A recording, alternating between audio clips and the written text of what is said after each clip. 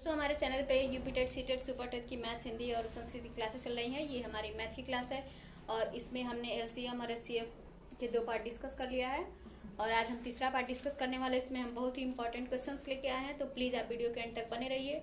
और यदि आप हमारे चैनल पर पहली बार है तो प्लीज़ हमारे चैनल को सब्सक्राइब कर लीजिए और यदि ये वीडियो हेल्पफुल लगता है तो प्लीज़ अपने दोस्तों को शेयर कर दीजिए। तो चलिए शुरू करते हैं आज का वीडियो। आज के वीडियो में हम कुछ इंपॉर्टेंट सवाल हल करेंगे और इसके बाद से एलसीएम और एचसीएम का एक और पार्ट आएगा। उसके बाद से हम लोग नेक्स्ट टॉपिक स्टार्ट करेंगे। तो आज का हमारा जो पहला क्वेश्चन है वो है, वह बड़ी से बड़ी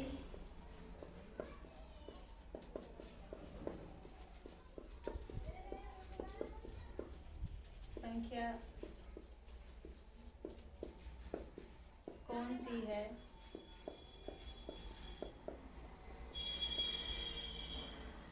जिससे 187, 233, 289 में भाग देने पर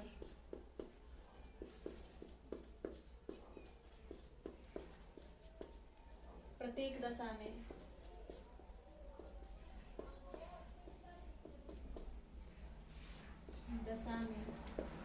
समान शेष बचे। ठीक है, तो ये आज का हमारा पहला क्वेश्चन है। दिया हुआ है, वह बड़ी से बड़ी संख्या कौन सी है जिससे 187, 233, 279 में भाग देने पर प्रत्येक दिशा में क्या हो, समान शेष बचे। पहले तो आपको सबसे पहले ये ध्यान देना है कि यहाँ पे बड़ी से बड़ी संख्या पूछा है। क्या पूछा है? बड़ी से बड़ी संख्या। और बड़ी से बड़ी के लिए हमको क्या निकालना होता है? एचसीएफ यानी कि मौसा निकालना होता है।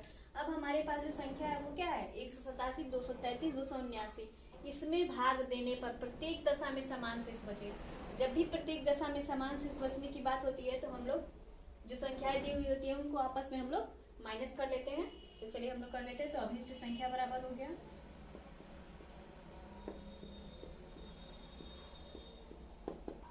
233 माइनस 187 और दूसरा हो गया 279 माइनस 233 और तीसरी आपकी जो हो गई 279 माइनस 187 का मौसा। जैसा कि ऊपर पहले ही लिखा हुआ है कि बड़ी से बड़ी संख्या, तो हम लोग क्या निकालेंगे? मौसा निकालेंगे। अब यहाँ पे घटा लीजिए आपको, तो 287 में से 37 गया तो 13 में से 7 गया 6 और 12 में से 8 गया 4, 46। दूसरा क्या हो गया? 46 और तीसरी जो संख्या हो गई वो 92 यानी 46, 46 और 92 का मौसा। अब आप आसानी से बता सकते हैं कि 46, 46 और 92 का मौसा क्या होगा। यानी बड़ी से बड़ी वो कौन सी संख्या है जो तीनों संख्याओं को विभाजित कर देगी, तो वो कौन सी संख्या है? 46। तो हमारी जो अभिष्ट संख्या हो गई वो क्या हो गई? 46 हो गई। ये हमारा आंसर हो गया। यानी कि 46 ऐसी बड़ी से बड़ी संख्या है जिससे 187, 233, 279 में अगर हम भाग देते हैं तो प्रत्येक दशा में जो शेष होगा वो क्या होगा? समान होगा। ये हमारा पहला क्वेश्चन था। इसके बाद हम लोग अगला क्वेश्चन डिस्कस कर लेते हैं।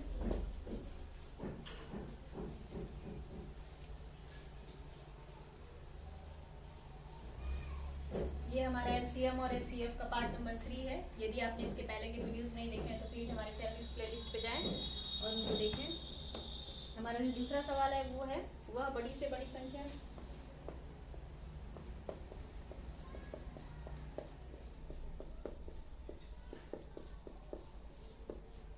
बड़ी संख्या क्या है जिससे 964, 1238 तथा 1400 को विभाजित करने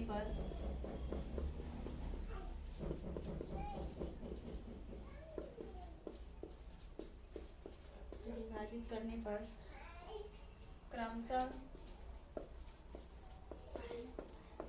41, 31 तथा 51 शेष बचे। ये हमारा दूसरा क्वेश्चन है। वह बड़ी से बड़ी संख्या क्या है जिससे 964, 1238 तथा 1400 को विभाजित करने पर क्रमशः 41, 31 तथा 51 शेष बचे। अब यहाँ पे बड़ी से बड़ी संख्या दिया हुआ है तो हम लोग यहाँ पे क्या निकालेंगे, मौसा निकालेंगे। और संख्या क्या है 964, 1238 तथा 1400। क्रमशः शेष क्या है 41 है, 31 है और 51 है। तो अभिष्ट संख्या क्या हो गई, क्रमशः शेष दिया हुआ है तो तीनों में से हम लोग जो संख्या है उनको माइनस कर देंगे। 964 ऋण 41, दूसरा क्या हो गया 1238 ऋण 31 और तीसरा आपका हो गया 1400 और ऋण 51। इसका क्या हो गया मौसम,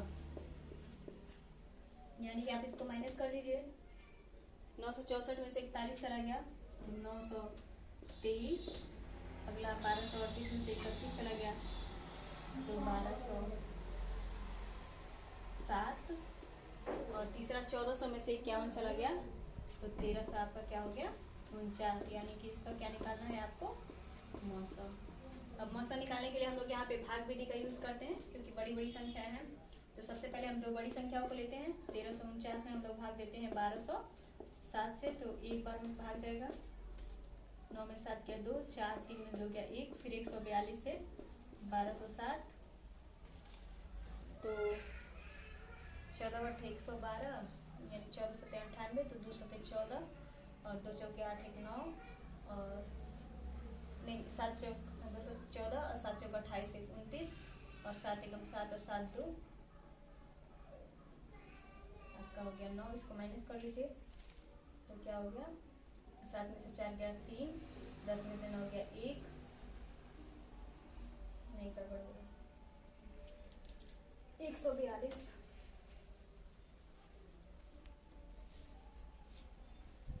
14 बटे 8 बार जाएगा 2 बटे 16 और 8 चौके 32 1 33 और 8 एकम 8 8 3 11, 7 में से 6 गया 1, 10 में से 3 गया 7, 1 में से 1 गया खत्म और ये भी खत्म 71 आ गया। अब 71 में 142 का भाग दीजिए तो 71 गुना 142 से कट गया। अब हमारे पास जो दूसरी संख्या बची है वो क्या बची है यहाँ पे 923, तो अब 41 हम लोग भाग दे देते हैं 923 में तो 41 गुना 82, अरे सॉरी 71 से भाग देना है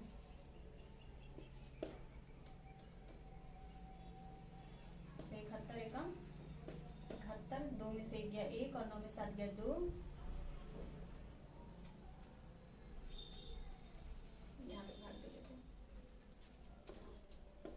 71 से हम लोग को भाग देना है 923 में तो 71 एकम 71 और 9 में से 2 गया 2 में से गया 1 और 9 में 7 गया 2, 213 और फिर 213 तो 3 बार में चला जाएगा तो यानी कि 71 ऐसी संख्या है जो 923 और 1207 और 1349 का मौसा है। तो हमारा जो संख्या हो गई अभी संख्या वो क्या हो गई 71 हो गई। ठीक है, सबसे पहले हम लोग को क्या करना है जो संख्याओं में से जो शेषफल दिया हुआ है उनको माइनस कर लेंगे और बड़ी से बड़ी पूछा है तो उनका क्या कर निकालेंगे मौसा। मौसा निकालने के लिए हम लोग भाग विधि का प्रयोग किए हैं क्योंकि संख्याएं बहुत बड़ी हैं।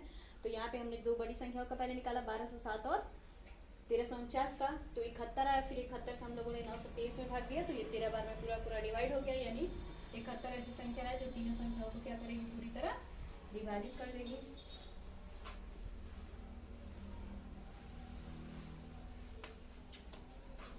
बढ़ते हैं हम लोग नेक्स्ट क्वेश्चन की तरफ। अगला क्वेश्चन है कि बहुत पूछा जाता है, वेरी आप इसको इम्पोर्टेंट बोल सकते हैं। तीसरा नंबर 6 घंटियाँ एक साथ बजनी आरंभ होती है।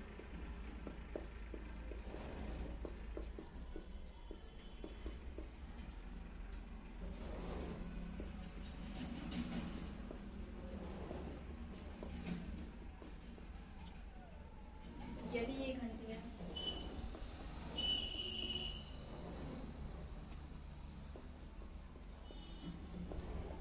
क्रमशः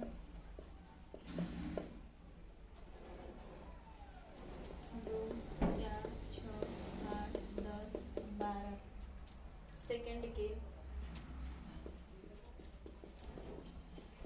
अंतराल पर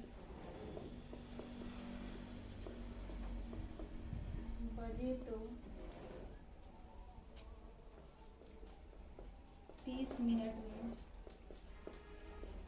कितनी बार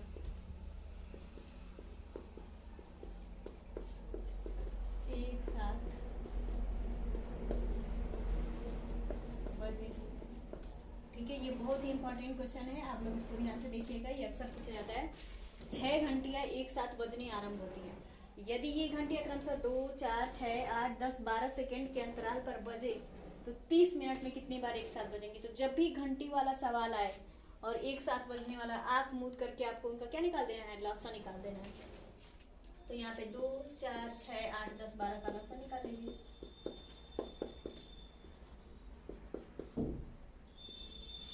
दो एकम 2, 2 दूनी 4, 2 तिया 6, 2 चौके 8, 2 पचे 10, 2 चौके 12। फिर देखिए 2 से 2 एकम 2, 2 एकम 2, 3, 2 दूनी 4 और फिर 3, फिर 2 से 1, 1, 3, 1, 5, 3, फिर 3 से, ठीक है, 1, 1, 1, 1, 5 और 1, फिर 5 से, ठीक है। यानी कि इनका लॉसा क्या हो गया, एलसीएम इक्वल टू 2 दूनी 4, 2 8, 3 24, 24 बचे 120। ये क्या है, सेकंड में है। 120 सेकंड का मतलब क्या हुआ, 2 मिनट। कितना मिनट हुआ, 2 मिनट। यहाँ पे कितना मिनट में पूछा है, 30 मिनट में कितनी बार एक साथ बजेंगी। तो अब देखिए 2 मिनट में एक बार बजती हैं घंटियाँ और एक साथ पहले ही बज चुकी हैं। यानी जब 0 मिनट हो रहा था, जब से हमने काउंटिंग स्टार्ट की, उसी टाइम क्या हुआ था, एक बार 7 बज गई थी। तो 30 मिनट में कितनी बार बजेंगी,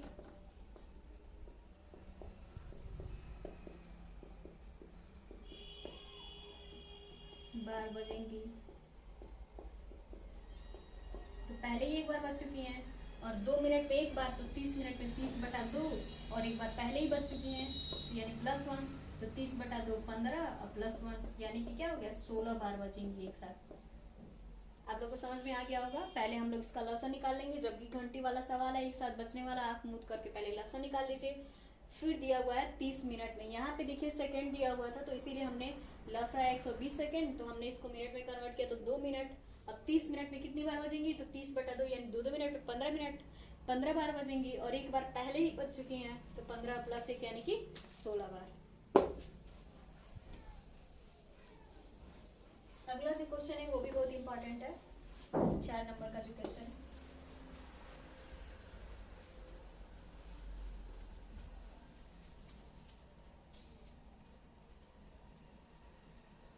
अगला जो क्वेश्चन है वो है, एक कमरा 15 मीटर 17 सेंटीमीटर लंबा। यहाँ पे आपको मात्रा ध्यान देना है, 9 मीटर 2 सेंटीमीटर चौड़ा है। ठीक है, इसकी छत के निचले भाग में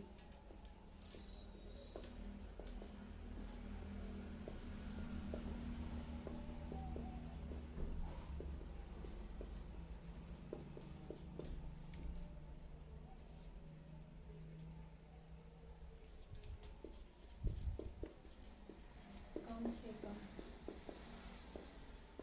कितने वर्गाकार टाइल्स लगेंगी। ठीक है, इसको हम सॉल्व कर लेते हैं। ये भी मोस्ट इम्पॉर्टेंट ये क्वेश्चन है, अक्सर पूछता है टाइल्स वाला क्वेश्चन। तो यहाँ पे हम लोग देख लेते हैं, एक कमरा है 15 मीटर 17 सेंटीमीटर लंबा, यानी इसका लेंथ दिया है 1517 सेंटीमीटर, इसको हम सेंटीमीटर में बदल देते हैं। और विड्थ इसका दिया हुआ है b इक्वल टू क्या दिया है, 902 सेंटीमीटर। अब क्या करें, इसकी छत के निचले भाग में कम से कम कितनी वर्गाकार टाइल्स लगेंगे। तो जब भी हम लोग को टाइल्स लगाना होता है तो हम लोग अधिकतम से अधिकतम लंबाई का टाइल्स लेते हैं। तो अधिक से अधिक जब भी लंबाई का टाइल्स लेंगे तो उसके लिए हम लोग क्या निकालेंगे, मौसा निकालेंगे। तो हम लोग पहले मौसा निकाल लेते हैं इसका, तो भाग विधि से निकाल लेते हैं। 1517 तो हो गया आपका 5 1 और 15 में से 9 हो गया 6, फिर 9 से 2 6 15, 12 में से 5 गया 7, 9 में से 1 गया 8 और 8 में से 6 गया 2, फिर 615 और ये जाएगा 2 बार, 2 से 14 और 2 8 16 1 17 और 2 2 4 1 5, फिर इसको घटाइए, 5 में से 4 गया 1, 11 में से 7 गया 4 और 287, ये 7 बचाएगा। यानी कि क्या होगा, जो टाइल्स का होगा वो क्या होगा, टाइल्स की जो भुजाएं होंगी वो कितने की हो गई, 41 सेंटीमीटर। ठीक है, अब टाइल्स की भुजा क्या होगी, 41 सेंटीमीटर, यानी कि जो टाइल्स का लेंथ होगा वो भी 41 होगा और जो विड्थ होगा वो भी 41 होगा। तो अब टाइल्स का क्षेत्रफल क्या हो जाएगा, 41 इंटू 41। ठीक है, ये 41 इंटू 41 सेंटीमीटर हो गया। तो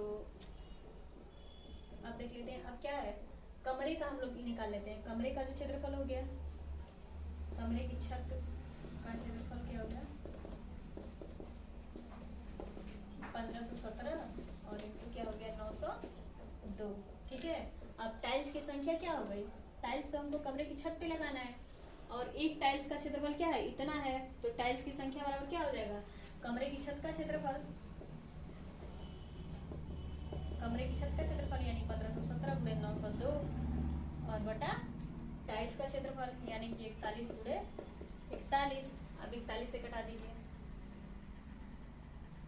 902, तो कितने बार में कटेगा,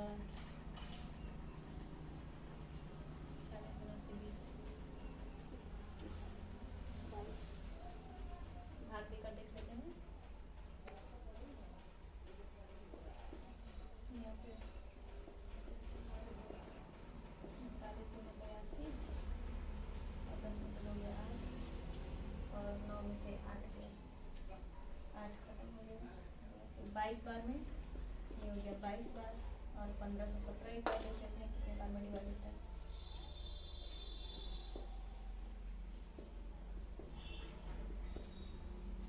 तो 4 के 12 3 एकम 3 3 के 12 123 11 में से 3 गया 8 और 5 में से 2 गया 4 में से 2 गया 2 287 8 बार में, तो ये आपका कट जाएगा 38 बार में।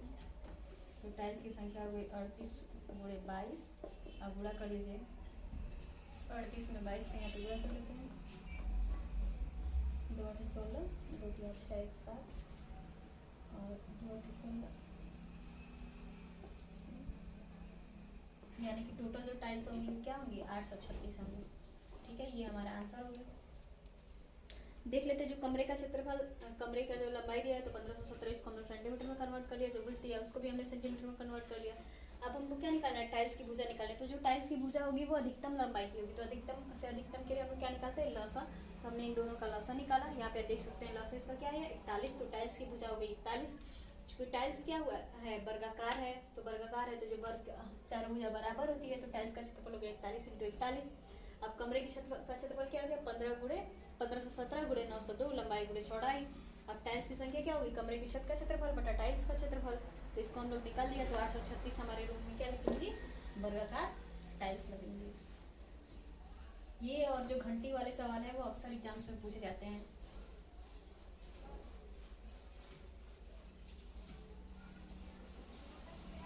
अगला जो हमारा लास्ट क्वेश्चन है आज का, उसको हम लोग देख लेते हैं। अगला लास्ट क्वेश्चन है वह छोटी से छोटी संख्या कौन सी है,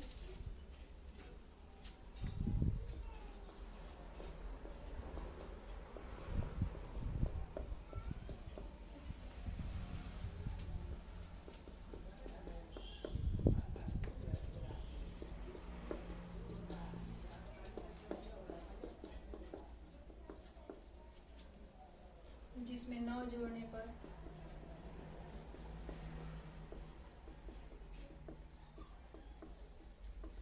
9 जोड़ने पर प्राप्त संख्या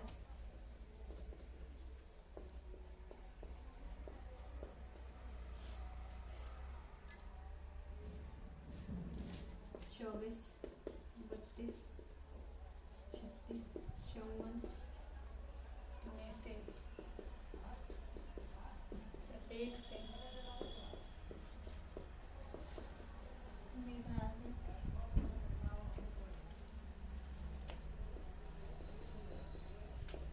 हो जाए। ठीक है, ये आज का हमारा लास्ट क्वेश्चन है।